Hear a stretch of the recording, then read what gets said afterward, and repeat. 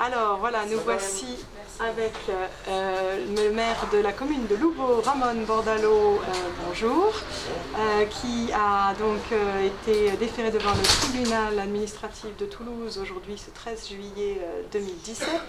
Vous allez nous dire pourquoi. Et voilà, monsieur, donc maître Lombardon, hein, c'est ça, qui représentait la commune de Louveau aujourd'hui, du cabinet Artemisia, qui était d'ailleurs à l'origine de l'arrêté, hein, si je me souviens bien, et qui donc est venu pour défendre la commune. Alors, monsieur Bordalo, pourrez-vous nous dire un petit peu comment vous avez vécu cette audience et voilà, un petit peu qu'est-ce qui s'est passé au niveau de l'arrêté que vous aviez pris?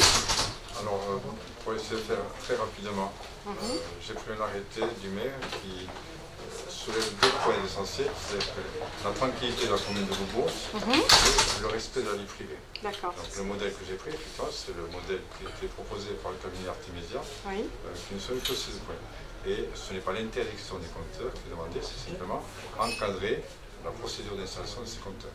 En effet, on a vu dans la presse, dans les médias, beaucoup d'exactions de la part des sous-traitants de l'Enedis, qui sont scandaleuses. J'ai pu me procurer les fichiers techniques fournis par Enedis à ces sous-traitants, en disant passez outre la vie des habitants, si c'est dans la rue, vous installez, si c'est dans la cour et que vous pouvez rentrer, vous installez. Si vraiment c'est à l'intérieur de la maison, au fin fond d'un placard, mais là vous avez le droit de ne pas installer en gros. D'accord. Deuxième aspect, effectivement, c'est que j'ai vu la rémunération des sous-traitants de l'Enedis qui tient compte, effectivement, il y a un bonus qui tient compte du taux d'installation de ces compteurs chez les gens.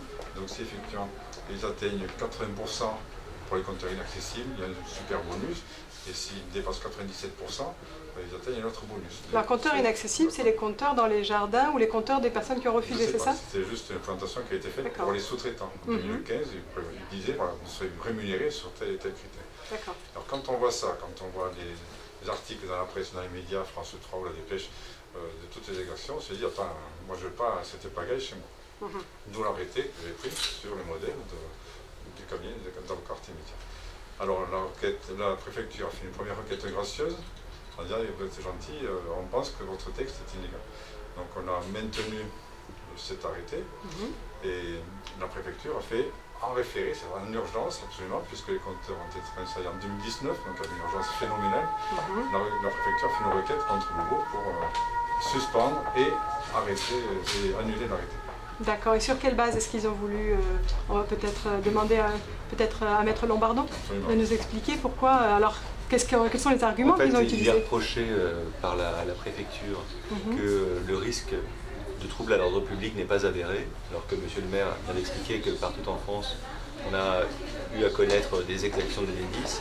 Et le deuxième fondement, c'est qu'il n'y aurait pas d'atteinte à la vie privée.